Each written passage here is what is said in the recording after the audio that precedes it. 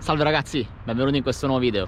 Allora, prima mi ha chiamato un mio amico dicendomi che gli si erano bruciate le lampadine della macchina, le abbaglianti. E quindi ho pensato, mentre le riparo, facciamo un bel video, visto che potrebbe essere utile per qualcun altro. Lui ha una grande punto, una macchina molto comune in Italia, quindi penso che questo video possa essere utile per molte persone.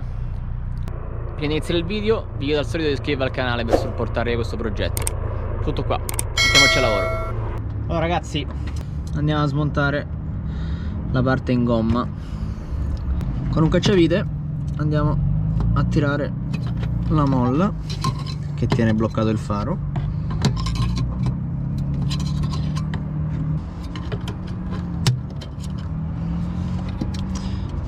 Dopo aver staccato la molla, dobbiamo tirar fuori la lampadina dal cablaggio, sempre col cacciavite, piano piano, mi raccomando senza andare a tranciare nessun filo.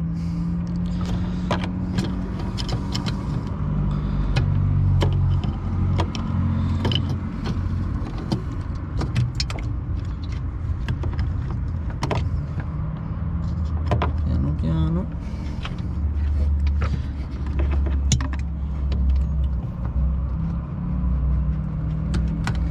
Ecco qua, abbiamo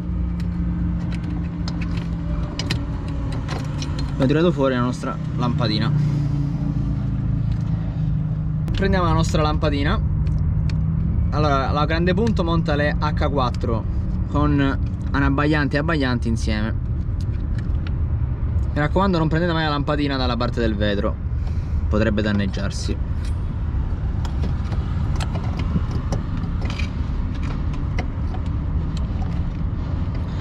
A posizionare la lampadina e subito montiamo i cablaggi.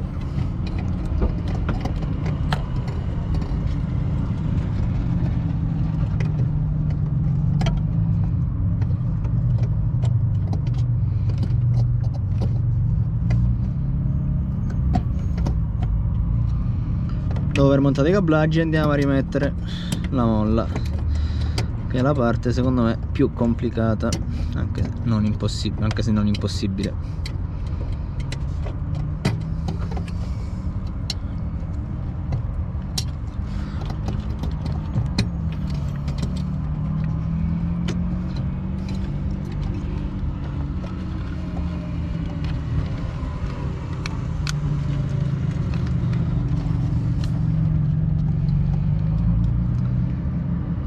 Ed ecco fatto, abbiamo montato anche la molla, richiudiamo il tutto e vediamo se funziona.